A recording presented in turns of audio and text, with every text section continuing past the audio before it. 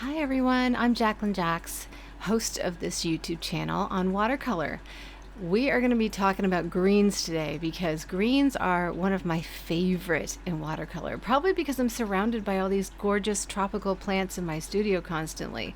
If you haven't checked out the channel, you definitely want to do the studio tour because it has changed a lot over the years, and now I am surrounded by this beautiful tropical oasis and I am loving it. It's daily inspiration for sure. So much that I started a YouTube class, and the course that you can join is actually all about botanical journaling. Of course, I have 5 other classes, but you're welcome to check them all out in the description box below over at jacquelinejax.com for sure. All right, so let's get into it and talk about greens that I have, like convenience greens that I love, and then also how to make greens. So if you want to skip around, you are welcome to, but I hope you stay for the video, and I hope you leave comments about what you liked and what you thought were the best greens that I have, as well as mixed, and how you mix your own greens. I'd love to hear from you in the comment section below. So whether you are appreciating and trying to paint one of these gorgeous marantas, which is a prayer plant. And you know what? Something so cool about this plant is it actually folds up when it's done at night, and then it opens up during the day. You can literally hear the leaves rustling in your studio. I have a bunch of these and I love them. They all have different kinds of arrangements. This one is a beautiful lime, and it's got so many different greens in it. I think that's what this video basically is all about, are these gorgeous plants I'm around. Because if you notice, especially in the variegated ones like this one, it has, like this white knight philodendron has, I would say, at least 6 greens in it. So when you're going to paint, if you wanted to do a more realistic version or even a representation of this, why not celebrate all these beautiful greens in these leaves? You know what I mean? So I think that that is something that just is worth talking about. I think I use greens just in my palette more than any other color, actually. And I mix my own greens, as you know, in the honey watercolor that I make. So the Jax watercolor you can get in my jaxwatercolor.com store. And I have things like ocean green, lagoon blue, which is one of those colors that saves every single muddy mix. So whenever you get into trouble, you throw this in there and you will really love the color again. Emerald sea, which we're going to test today. Deep ocean olive. I mean, this is such a lovely green. Look at that deep ocean right there. That deep olive is something that I think I find in pretty much all of the plants. So that's probably one of my most used convenience colors. Magic forest is also blue and beautiful. I love that.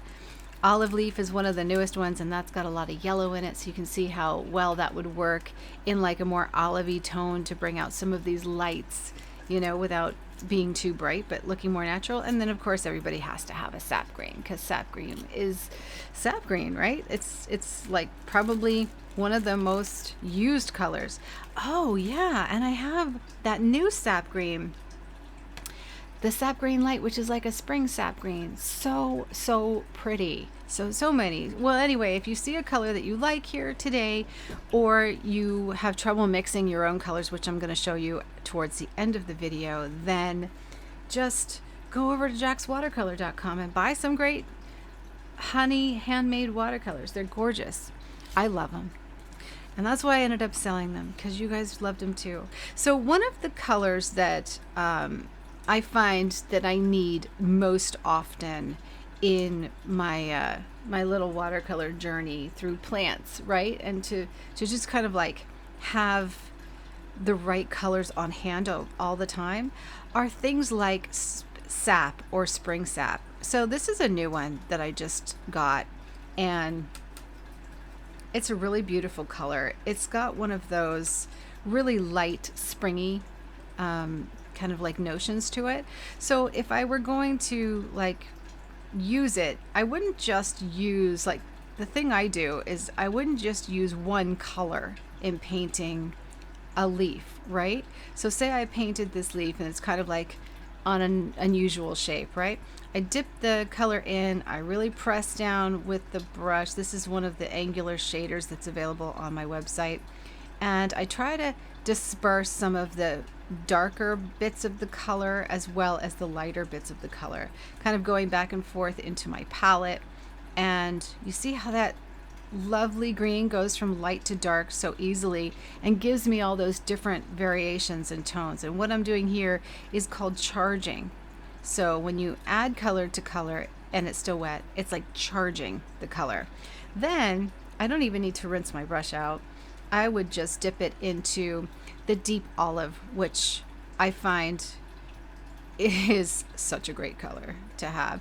And then you can literally go in and do some strikes for a very loose looking leaf, you know what I mean? And you see how that starts to combine and starts to work together, and then just kind of wipe your brush down. Now this is a really big brush for this, and then I'm going to add some to the base of the stem. So now I have a little bit of the dark and a little bit of the light, and you can see as it goes through, it's going to disperse. And even you can encourage it to do more just by taking one of these detail brushes. If you have been signed up for the watercolor subscription, the monthly subscription, then you're pretty familiar with this detail brush. Or if you've been maybe on my website, because I have these green brushes and I really like them because I find that I can add color and I can also pull color away with them. And it allows me, they're stiff enough where I can do a little bit more detail even to a more loose looking leaf, you know?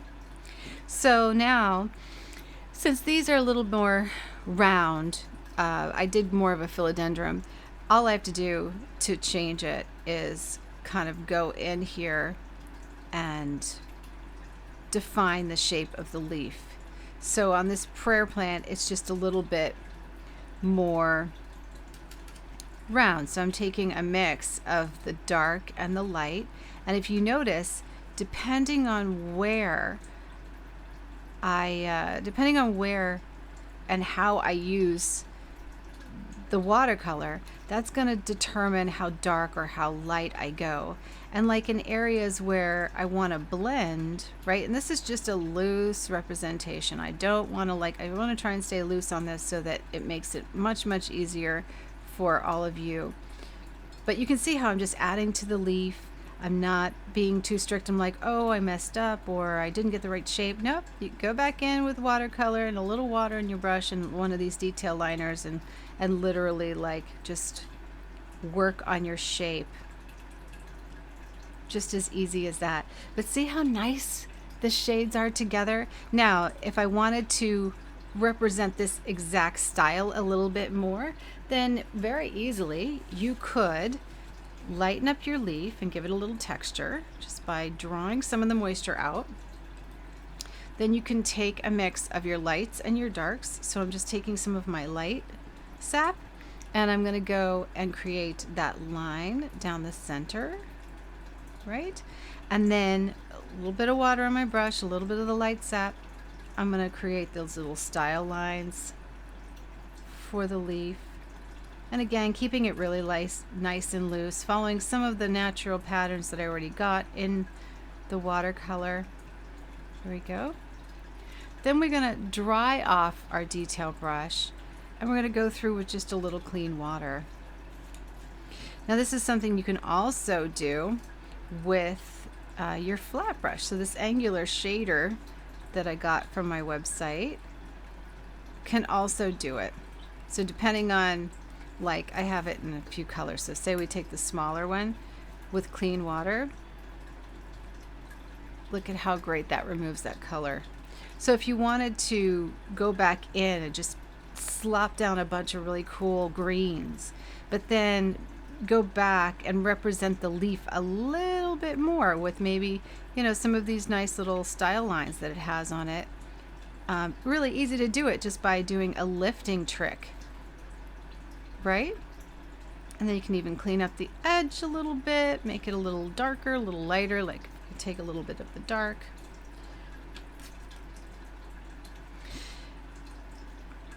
And I do a lot of this in my classes. So if you want a lot of details on how to do these leaves and how to paint botanicals, and you want to be on this journey with me making a botanical journal, then definitely sign up for the new class. It's so much fun. I'm in the process now of loading videos. There's some initial videos in there right now, and I'm just loading new ones every single week.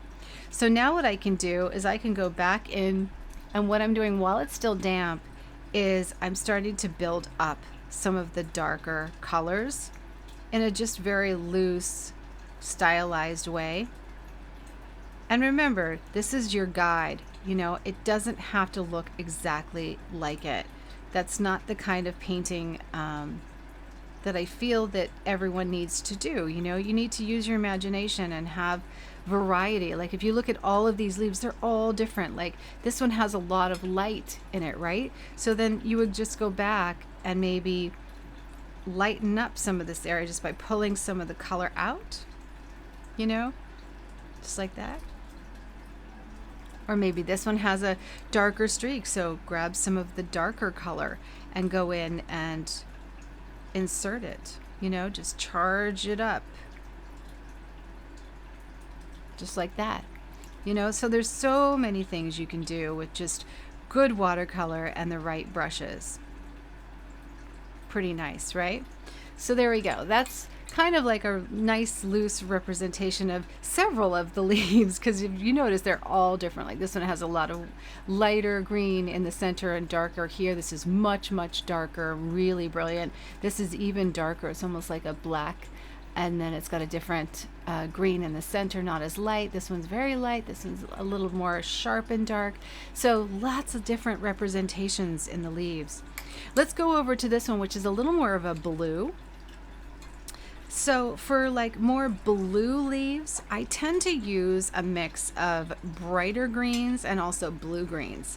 So what I would look at is like Magic Forest, which is a very blue green that I really love. And you can mix it in with your sap if you want. Like I'll just mix it in with the sap green. And let's say we start here. And if you notice, like this beautiful leaf shape is kind of like a teardrop almost, right? So to get a teardrop, we just put our angular shader down sideways and drag and turn, and then swoop at the end until you get that lovely swoop. A little bit more Magic Forest on the brush. I can just dab it right into that. I like dabbing it into the sap green because you see what happens? You get that nice swirly mix of the blue green and the sap green together. Those are my favorite. So I'm already starting with a nice swirl. So I'm gonna kind of go off this end here, and I'm gonna make a nice big leaf and then bring it back to that nice point as I'm lifting the brush up off of the watercolor page. Let's move my light just a bit. See if I can get it. There we go. So you can see a little bit better. So you see those gorgeous colors now. Now I'm just kind of adding a little water to my brush, and I'm going to just kind of go down the center and see what happens. Now I've just created a nice center, and now I can kind of go in with some of these other greens. So like this deeper green, I think Blue Mountain is a great one for that. So adding a little Blue Mountain to my little green mix here over on the side of my palette, and I'm just going to kind of go and deliver some of these colors in an odd way, just like that, because this is just all patchy, right? We'll rinse out our brush, and I'm using a really big brush. I'm going to grab some like Emerald Sea and mix it in. Emerald Sea is a little bit more of a brighter green. And to get this kind of like mottled look, I'm just laying my brush down and dragging it a little bit, letting the water kind of mix in with the other colors. And I'm trying not to overpaint, and then I'm just delivering it. And now it's starting to come together. We're getting like a really natural version of this beautiful variegated leaf inspired by your brush. I mean, it's literally just inspired by just the randomness of beautiful watercolor. And I think this is one of the things that I love, love, love about watercolors. It does this. Now, I kind of really like this light in the center, but a really good thing you can do if you just want a little bit of color is just touch the brush in to that center. And if you've gotten too much or you want to change it and add a little bit of texture, just take your paper towel and go over a couple places to kind of make it dry a little uneven. I love what happened here. I mean, the beauty of watercolor is the randomness. I actually love this leaf. This is like my favorite so far. And if you look here, we've got like areas of white, we've got areas of darker colors gradiating through, you know, and it's really, really pretty. I used a little brighter green. You can, of course, add a little bit of deep olive to this if you want to like olive it up a little bit. This is deep olive back here, so we can get a very loose amount of color, and you can literally top it in while it's still wet. And then what you're going to end up doing is kind of infusing some of those areas with that beautiful deep olive. And again, remember, you have your other brush too. So with your other brush, you can lift out style lines if you'd like. So say you want to kind of like create areas where it's a little bit less green. You know, say you really like some of these areas that had more green, and then next to like more lighter green, or maybe you got a line there and you don't like the line, you can just erase it out just like that.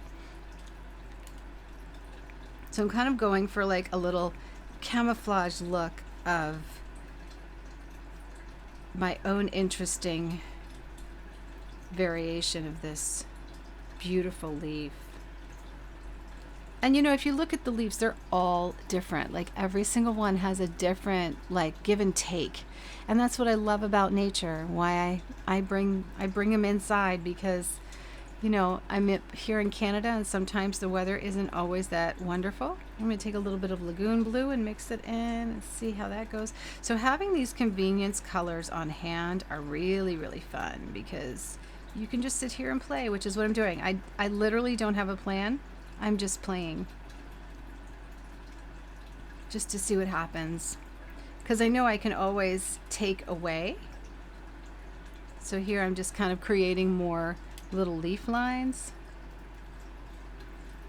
and I'm doing it unevenly, like going in and very, very light little brush strokes with this very small angular shader.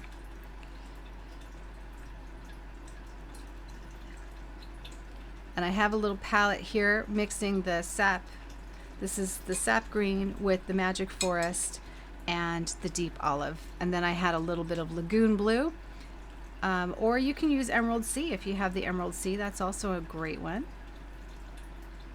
Then in these little dry areas, you could drag through if you want to create some more light, or drag through a little color. But either way, you see how you can keep playing with it. You can take this brush and even go over these drier areas and make little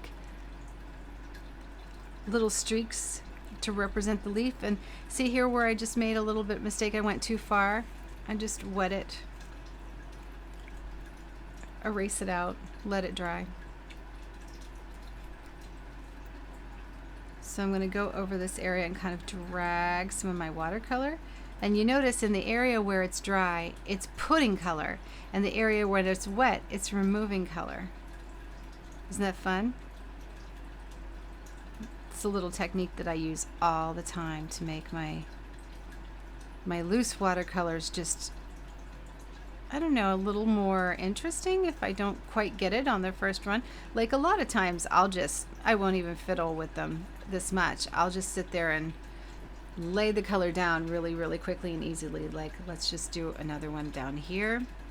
So I've got my little leaf. Just take whatever comes out of this brush.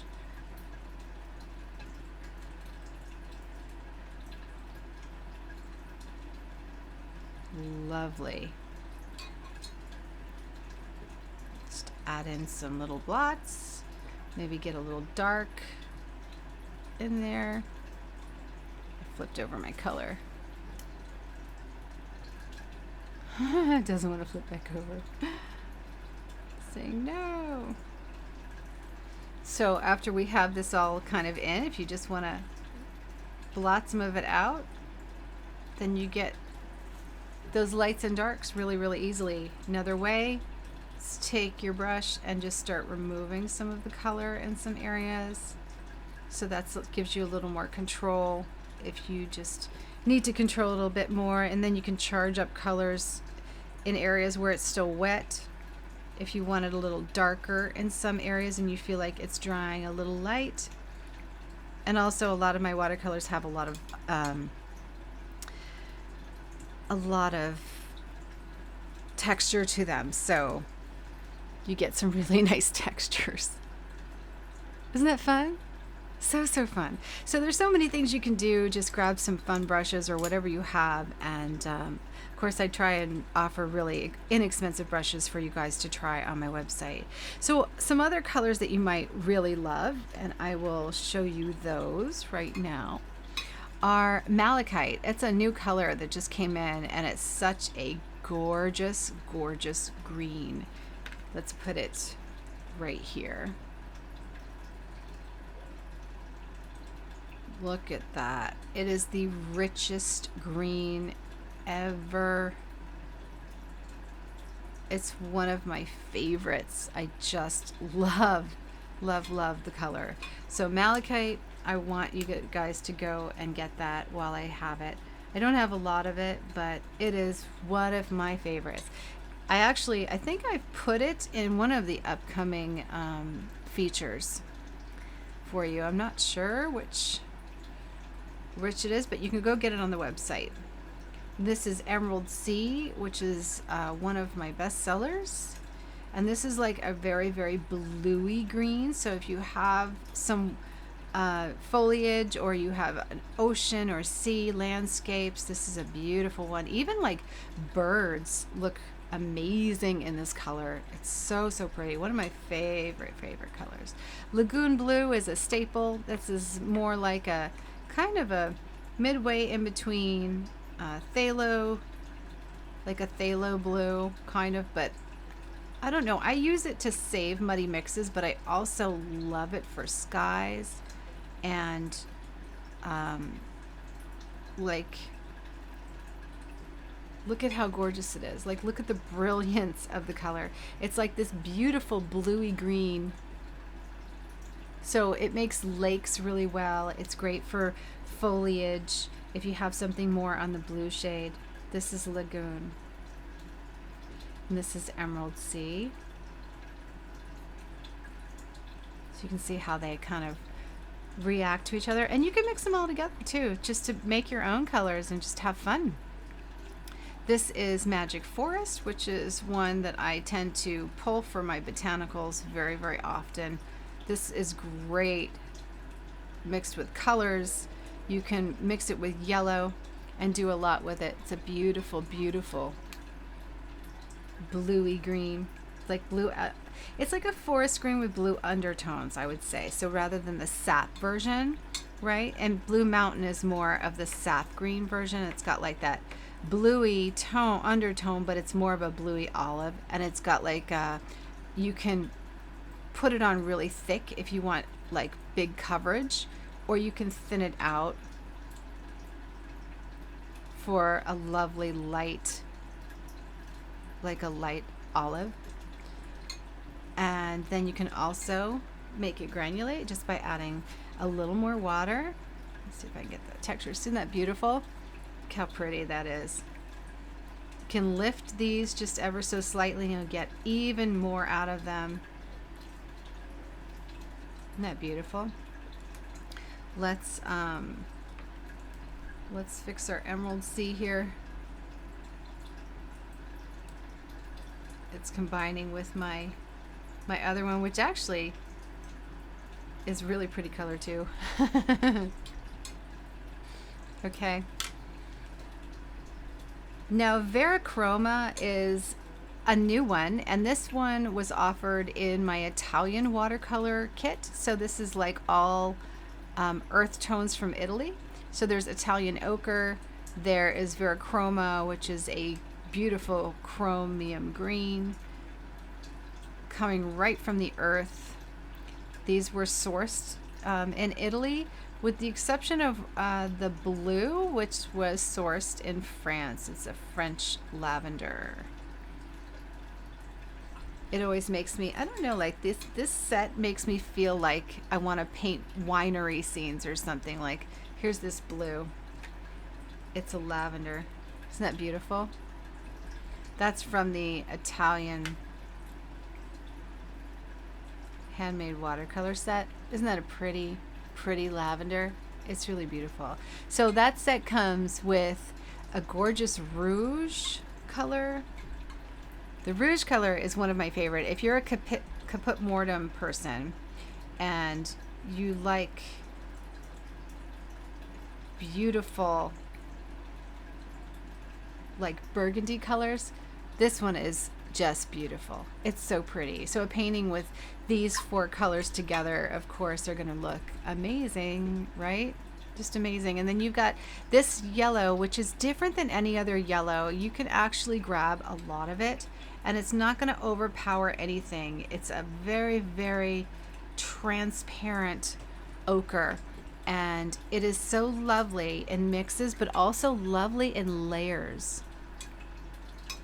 So these are these 4 gorgeous colors in that Italian kit. These right here. Aren't they so pretty? Yeah, that's the Italian handmade watercolor set. I love that set. It's beautiful. Okay, so the Vera chroma is the one from that one. Chromium. And then, of course, deep olive I have here. And we'll just put our deep olive so you can see it in comparison. So it has that very deep, gorgeous, rich tone. But then you could also do that very light version of it. How dramatic is that? So cool, right? So you can see how they are. Like, Lagoon is very transparent but has a lot of color. Emerald Sea is somewhere in between. It's got a little bit of granulation that you get from like an ultramarine type of granulation or cobalt, and then it has that like really vivid pop of color that's like a bluey green. Malachite, it has some texture. It's got that brilliance. It's like Viridian, but like amped up Viridian.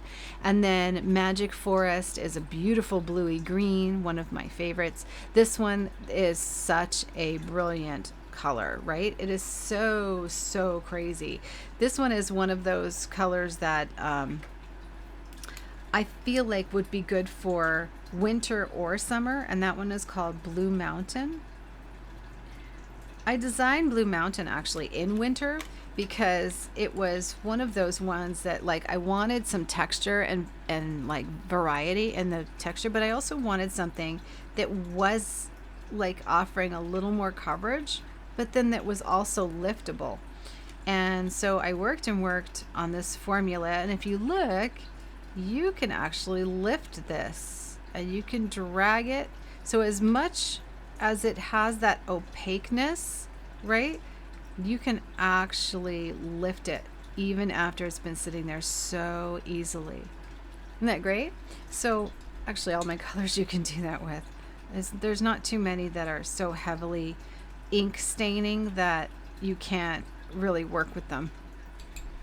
That's what I love about the colors. Now remember, they are honey watercolors, so when you get them, I highly recommend that you pop them in the freezer if it's summertime or spring where you are.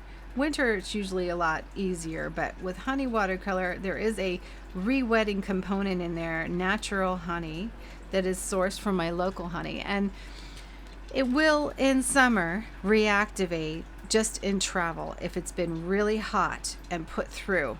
So when they travel, I have them wrapped up in these little wrappers, but before you remove it, I recommend just popping them in the freezer for 5 or 10 minutes. It's not going to hurt the watercolor at all, even if you forget and leave it in there. And then the wrapper should come off a lot easier. Otherwise, it's probably going to be room temperature, and at room temperature, they're not going to, like, you can see this is room temperature. It's not going to like go anywhere, but the wrapper might stick to it more, and so you'd have to, you know, like kind of use what's on the wrapper so you don't waste it, or you would want to scrape what's on the wrapper in there. So just to avoid that, just put it in the freezer. But you can see they sure up really well. Like this is the Italian set. It's beautiful, glossy, so lovely, but there's nothing coming out. It's just the way watercolor is when you hand make it, especially with those re-wetting agents that are all natural like honey. There's quite a few of goodies in that watercolor that you'll like. All right, so let's mix some watercolor now, shall we? Now that we've kind of got some what I do with my own watercolor and what colors I really love to use right now for florals and botanicals. Now let's mix some watercolor. So we're going to take one of the colors that I just got in, which is cobalt, and I have a cobalt light and I have a cobalt dark available on my website. So you kind of have those options. This cobalt is something that just inspires me. This is the cobalt dark, and it's just almost like got Prussian qualities, you know? I don't know. When you make your own watercolor, you can kind of play with it at will, right? Just whatever you want to do. So we're going to mix this with a couple of different yellows. Just rinse my brush is going to definitely contaminate my yellows because I didn't bring another I didn't bring another clean thing of water. But this is my sweet lemon. So let's get some leaf practice here. So this is sweet lemons.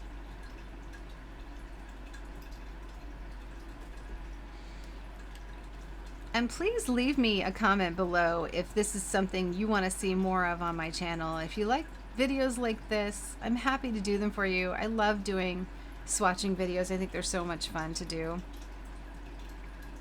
I'm going to bring, since yellow is the lighter of the two components, even though it's very bright, I'm going to kind of bring it more up to the blue, and then I'm just going to wet the blue and show you how it just evenly mixes together just by dragging it first. So you can see you get a lot of different bright greens, really beautiful, all the way to the blues. And when you mix it like this, it's kind of really fun because you can add a layer over here and add a little more yellow.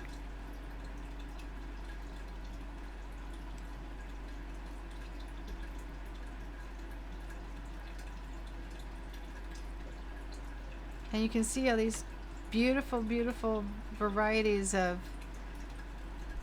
blues and greens that you can mix just like that, so quick. And really, like, I mean, you can just let them play on paper. I don't know, there aren't a lot of watercolors that you can let play on paper just because of the way they're mixed. I think Schminke is one of them that I've done a lot of play on paper with, and they come in a large variety. But I do love Sweet Lemons for this. I think Sweet Lemons is such a really easy color to play with. And as you can see, it mixes with the different blues really, really well. Another one that I have is more of like, almost like a daffodil color, and it is called Sunshine. I know a lot of people order Sunshine. I just restocked it in the store, and it is more of, it's a cad-free kind of yellow, right? So it's got transparency instead of opaqueness, and which I like. I don't really like my yellows to be opaque at all because I feel like that just breeds muddy mixes, you know what I mean? So if you're using cadmiums, remember that your yellows are likely to go muddy just because of the cadmium. And I don't usually use cadmium colors at all anyway. So I'm just gonna re-wet my cobalt and bring it right over. And you can see the warmer greens are going to give you more of the olive colors, even though this is kind of like a sappy, like a light green, but this is definitely more sap. So if you want more olivey sap, then use the Sunshine or a warmer yellow with either cobalt or ultramarine. And if you want a little more green, a little more bluey green, then use something like sweet lemons. So pretty. See the difference? So again, we can just put some lemon there, touch it with just a little bit of the blue, and it will just, it mixes that easily, really. Isn't that great? So pretty. Now, if you really want to get crazy, you can add a red. So you can add a rouge red, you can add a pink red, you can add a rose color. So like, let's say for instance, we mix a little bit of yellow, right, with a little bit of our cobalt. And down here, I'm gonna put some cobalt. And then we take a little bit of our sunshine. Look at that. Look at how it just mixes together. One stroke. And then I'm gonna grab a little bit of my here we go, quinacridone rose. This is one that I actually am sending out in the watercolor subscription. So if we take some quinacridone rose and we just add it to the center, you're going to see a really neat variety of colors come through. Where there is more rose, there's going to be like a wine purple color. Isn't that beautiful? And where there is more green and yellow, it will go a little more brown. So what you want to do in that area to bring it more to like a very, very sap green is just take a little more yellow and overpower it ever so slightly, and then add a little more of your blue. So it's the ratio of the green, it's the ratio of the green that you make and mix it with the pink that gives you the green instead of mud, right? So you can see where it will go purple, but then it will also go a little more brown. So if you don't want brown to be the color, then add a little more of the yellow and the blue, and you're going to get a lovely green shade. See how it overpowers it? And that's what you do to get a different shade of green while using something like quinacridone rose. Now there are different quinacridone roses. There are some that are a little more warm and some that are a little more cool. Let's take a little more of our rose and we'll do it here. So you can see I'm adding it really thick on the bottom and it's pulling this gorgeous wine color.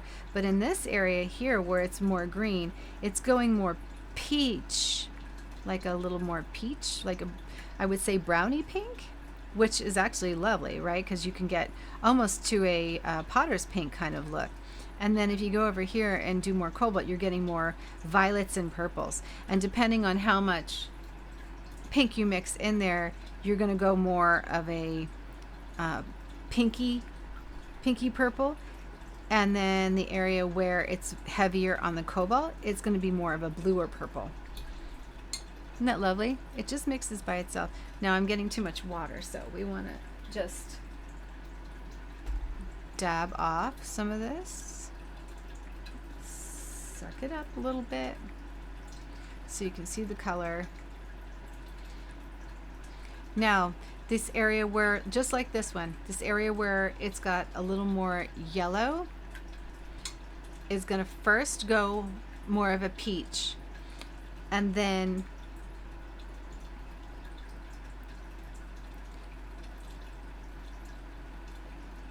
as it hits it, it's going to go more of a gold, a green gold. So I'm trying not to let the water take over here because this is a very small little area. See how it's like more of a peach color? And then that's going to lean more to a green gold as it mixes forward. But then if you add a little more blue to it, you're going to get a blue green that is more like an algae color. See that? So you add more cobalt to it. So first, if you mix the quinacridone rose and the sunshine, you're going to get more of a peach tone. See that peachy tone, which is really pretty. It's very, very pretty color. And then if you add more pink to that, you're going to get more of a rosy peach tone. And then if you add more yellow and more blue to it, you're going to get that blue algae color. So you can see you're not necessarily going to be stuck with a muddy mix. Now, I know that some watercolors, yeah, you're going to be stuck with a muddy mix because they just have fillers in them. And if they have fillers in them, it's like throwing a bunch of talcum powder onto your watercolor, and the talcum powder just turns to like a film. It's like a yuck, right? So no matter what, if you're not dealing with really good watercolor, it's either dye and it's going to stain and be out of control, or it's got talc or some kind of filler in it that is going to like muck up everything, right? And just be layered, and it won't be transparent, and it won't be liftable, which I find lift is an essential in my watercolor, because I love to like go over the yellow and pull the yellow into the other colors like that. You see what I mean? I love to go over these colors and be able to lift them back even when they're dry.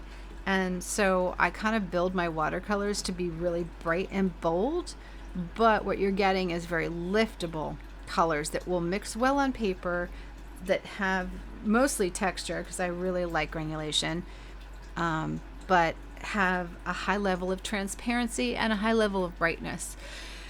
I achieve that, actually, one of the ways is by just putting so much pigment into my watercolor mixtures. So that's why they're a little bit more expensive, but they do last a long time. And the color, you're not like sitting there and dipping and trying to get more color onto your brush. I think that ultimately, even if we think we're getting a better deal on watercolor these days, you just end up using more of it to get that boldness. And when an artist makes a watercolor, you know they're striving for a certain thing. And this is my certain effect, is I want the colors to be really bold and bright, but have liftability, have the ability to mix with water on paper and just give you those different textures so that you have those different things, but then also at the same time be liftable, so that I can go over a watercolor piece and change it. You know, I can add style lines. I can go in. I don't have to go in with markers. I don't have to go in with white, even though there are some whites that I really love to use. But at the same time, that's what I look for in watercolors. That's how I mix my greens, and that's what I do with my my palette as far as my convenience greens. All right, guys, I hope you enjoyed this lesson. If you did, please give it a thumbs up and leave me a comment below and let me know. I love to see participation on my YouTube channel. If you want to do a challenge for me, why don't you take this challenge and mix what you have, especially if you have my colors. I'd love to see you mixing them, and try like a philodendron white knight leaf. This is a beautiful leaf. It's a gorgeous variegated plant that I just can't wait to get bigger. I think it's just amazing. You're going to see me drawing this over and over and painting these over and over and over again. I have so many. Have a great one, you guys, and happy painting to you.